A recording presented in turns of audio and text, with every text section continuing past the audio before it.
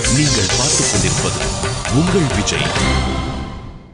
விக்ரேது gamma கில கோபகன்யா முராரி பாதார்ப்பித சித்தவிருத்திகி.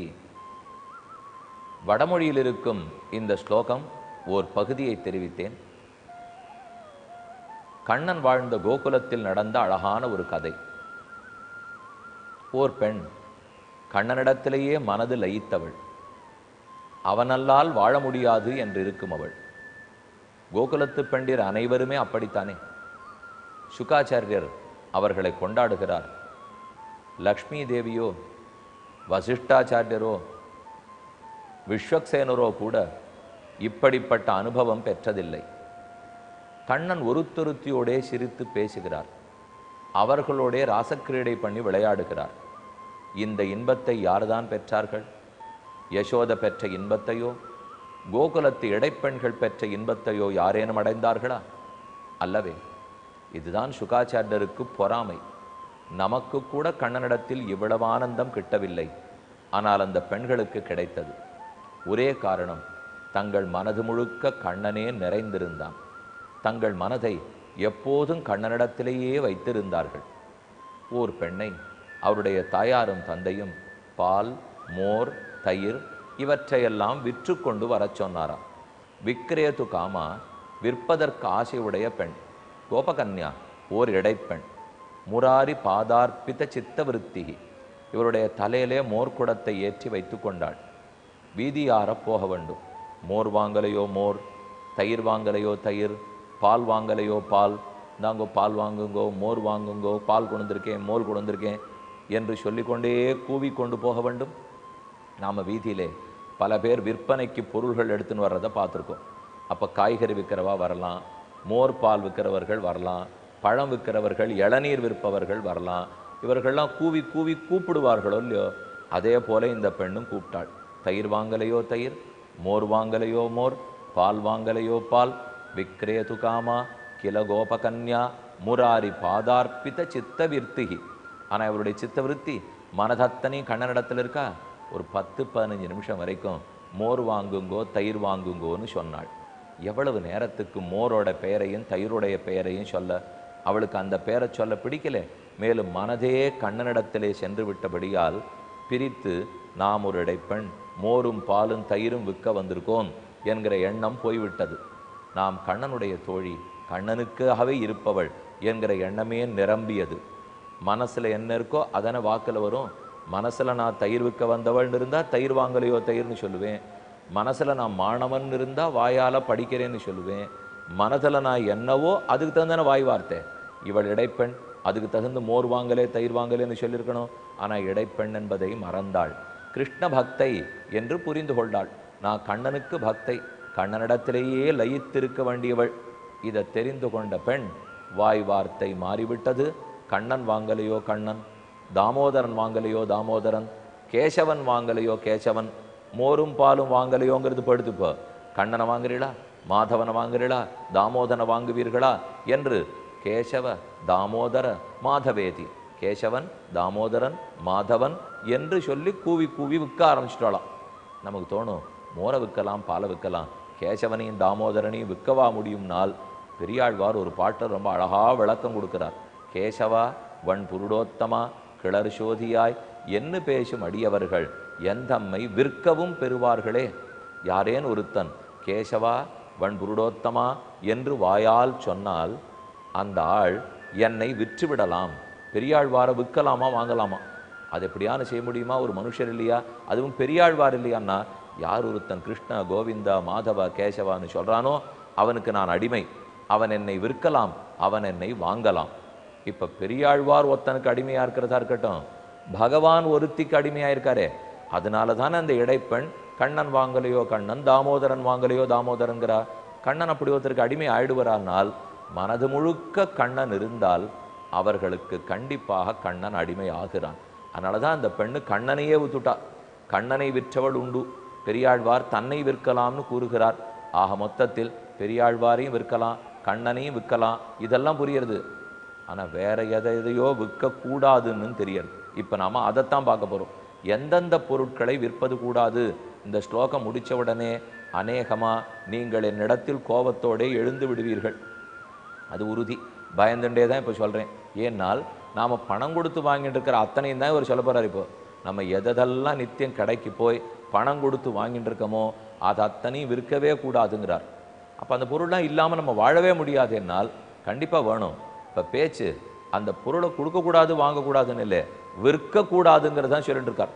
பணத்துக்கு விற்க ஆரம்பித்தால் அப்புறம் மக்களாலே அத்தியாவசிய பொருட்களை கூட வாங்க முடியாத நிலைமை வந்துவிடும் என்று கூறுகிறார். இன்னைக்கு 2012 இருக்கும், 3012 வரப்போகிறது, 4012 வரப்போகிறது. அடியும் இருக்க போகிறது இல்லை, நீங்கள் இருக்க போகிறது இல்லை. ஆனால் யாரோ இருக்கத்தானே போகிறார்கள். அவர்கள் அப்பவும் மகாபாரதத்தை படிக்கத்தானே போகிறார். இன்னைக்கு நேற்றுக்கு இல்லையே மகாபாரதம், இத்தனை 1000 வருஷங்களாக இருந்தது, இன்னும் எத்தனையோ லட்சம் வருஷங்கள் இருக்கத்தான் போகிறது. அப்போ இந்த ஸ்லோகம் அப்படியே உண்மையாக போகிறது பாருங்க. இப்போ எவ்வளவு தூரம் உண்மையாக இருக்குன்னு பார்ப்போம். இனிமேல் வருங்காலத்தில் அது எவ்வளவு உண்மை ஆக போகிறதுன்னு பார்ப்போம். அவிக்கிரயம் இதெல்லாம் ஒரு நாளும் விற்கப்படக்கூடாது. லவணம் உப்பு விற்கப்படக்கூடாது. பக்வம் அன்னம் சமைக்கப்பட்ட உணவு அதை விற்கக்கூடாது. ததி தயிரை விற்கக்கூடாது. க்ஷீரம் பால் விற்கக்கூடாது. மது தேன் விற்கக்கூடாது. தைலம் எண்ணெய் எண்ணெயை விற்கக்கூடாது. கிருத்தம் நெய்யை விற்கக்கூடாது. திலா எள்ளு திலம்னா எள்ளு எள்ளை விற்கக்கூடாது. மாம்சம் மாம்சத்தை விற்கக்கூடாது. பலமூலானி பழங்களை விற்கக்கூடாது. வேர்கள் மூலிகைகளை விற்கக்கூடாது. சாகம் கீரையை விற்கக்கூடாது. ரத்தம் வாசக நல்ல வஸ்திரம் உடுத்து கொள்ள வேண்டிய வஸ்திரம் விற்கக்கூடாது. சர்வகந்தாக அனைத்து வாசனை திரவியங்கள் விற்பனை கூடாது. குடாச்ச வெல்லத்தை விற்கக்கூடாது. கோபமார்களா எழுந்து போகிறான்னு தெரியணுமே. என்ன இப்போ என்னென்னலாம் சொல்லியிருக்கேனோ இது எல்லாத்தையும் தான் நம்ம விலை கொடுத்து வாங்கி கொண்டே இருக்கிறோம். இது எதையுமே விற்கக்கூடாது. ஏன் கூடாதுன்னு சொல்லியிருக்காருங்கிறதுக்கு காரணம் இருக்குது. லவணம் உப்பு விற்கக்கூடாது. இதுக்காக உப்பு சத்தியாகிரகமே நடந்திருக்கு. அது என்ன இன்னொருத்தர் ஆங்கிலேயர் வந்து இங்கே உப்பை பண்ணி என்ன கொடுப்பேன்னு சொல்கிறது. நம் நாட்டு உப்பு நாம் பண்ண போகிறோம், நாம் எடுத்து சாப்பிட போகிறோம். இதைத்தான் எத்தனையோ நாளாக உப்பு சத்தியாகிரக காலத்துலேருந்து பார்த்துட்டு இருக்கோம். ஏன் அவர்கள்லாம் அப்படி நடத்தி காட்டியிருக்கா? விதுரர் சொல்லியிருக்காரே, உப்பை ஆரோ பண்ணி நம்ம வாங்கிறது கூடாது. நம்முடைய நாட்டு உப்பு நம்ம கடல். ஏன் இதெல்லாத்தையும் விற்கக்கூடாதுங்கிறாருன்னா, உலகத்தில் பகவான் மக்களுக்கு வேண்டிய அத்தியாவசியமான பொருட்கள், அத்தியாவசிய பொருட்கள் தடங்கல் பண்ணாதே. பால் வேன் வருது பாருங்க, எல்லா இடத்துலையும் பால் எடுத்துன்னு வேன் போகிறது இல்லையோ, அங்கே மட்டும் மேலே ஒட்டியிருப்பா, இதை தடுக்காதே. ஏன்னா எங்கே வேணால் ஸ்ட்ரைக் நடத்தலாம், ஹர்த்தால் நடத்தலாம், பந்து நடத்தலாம். அப்படி இருக்கிறச்சே பால் வேனை நிறுத்திட்டா மக்கள் என்ன பண்ணுவா? குழந்தைகள் பால் சாப்பிட வேண்டாமா? அதே போல் மின்சாரம் நாங்கள் அவசரமாக போயிட்டுருக்கோம், தடுத்து நிறுத்தாதே. இது எதுக்கு இந்த மாதிரி? இதெல்லாம் அத்தியாவசிய பொருட்கள்னு வச்சுருப்பா பாருங்க. அதாவது கண்டிப்பாக இருக்க வேண்டிய சர்வீசஸ் அதெல்லாத்தையும் நிறுத்தக்கூடாது. இதெல்லாம் மினிமம் பேசிக் ஃபெசிலிட்டிஸ். அதை போல இருக்கிறத மட்டும்தான் இந்த இடத்துல போடுறார்.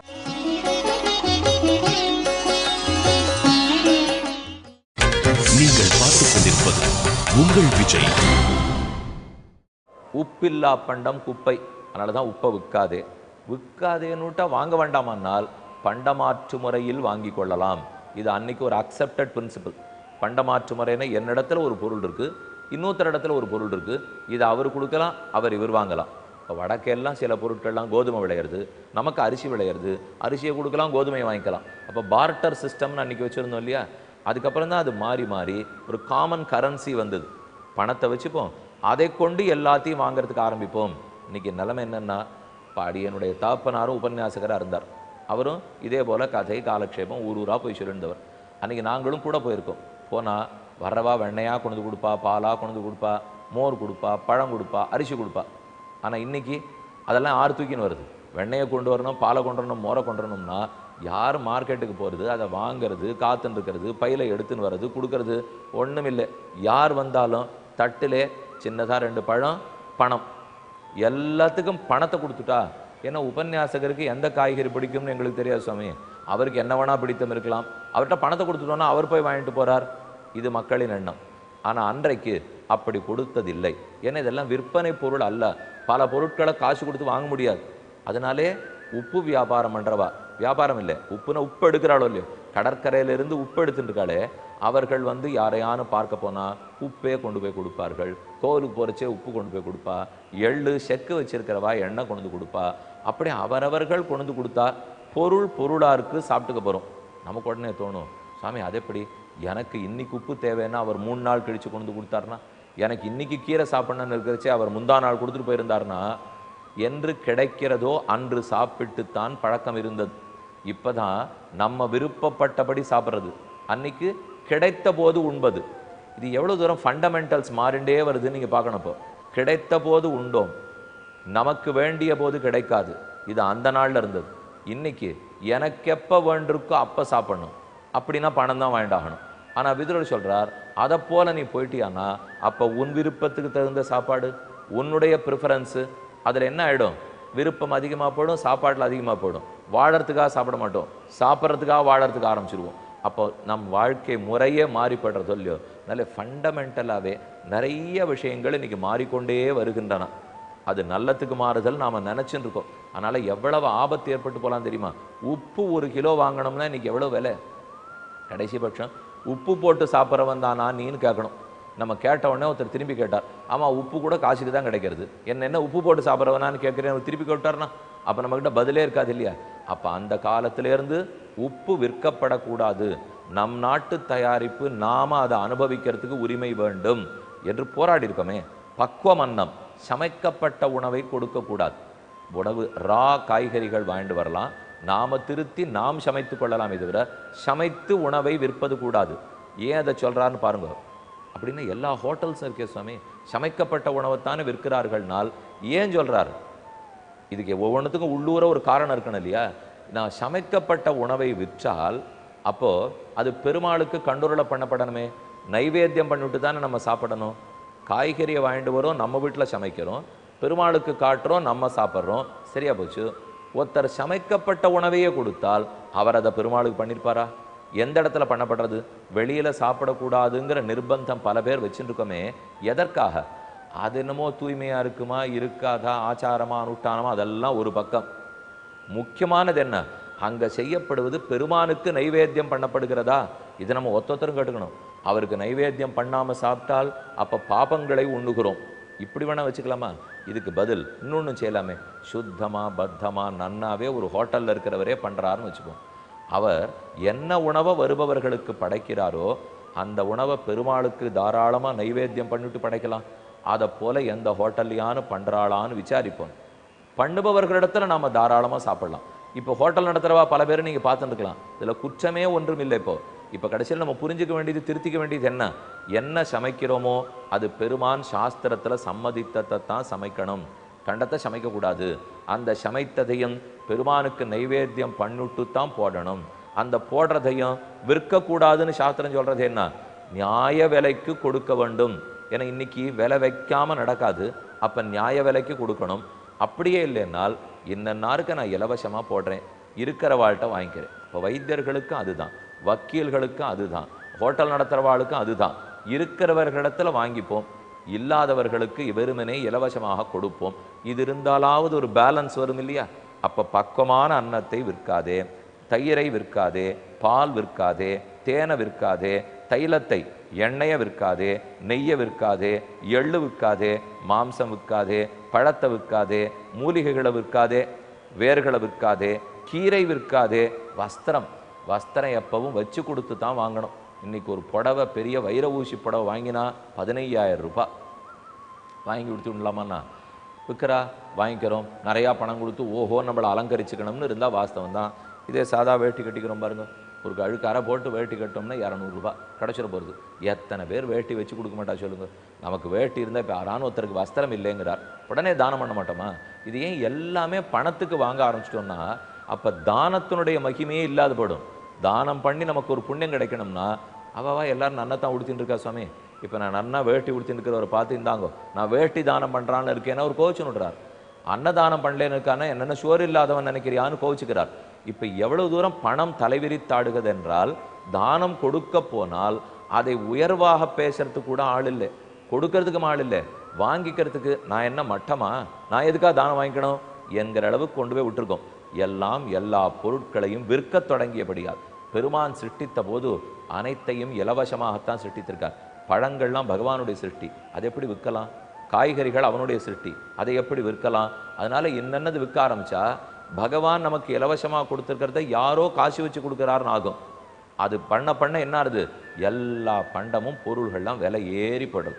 ஆகையால் தான் திலா மாம்சம் பலமூலானி சாகம் ரக்தம் வாசக சர்வகந்தாக குடாஷ்ச, இது இத்தனையும் அத்தியாவசிய பொருட்கள் விற்க ஆரம்பித்தால் கிடுகிடுவென்னு விலையேறி போய்விடும். அப்போ அடிப்படை மக்கள் துன்பப்படுவார்கள். இன்னைக்கு இதெல்லாம் ஓரளவு வித்துன்னு இருக்கோம். இன்னும் 1000-2000 வருஷம் போகட்டும், இதனுடைய பாதிப்பு என்னங்கிறது அப்போ தான் தெரிய வரும்.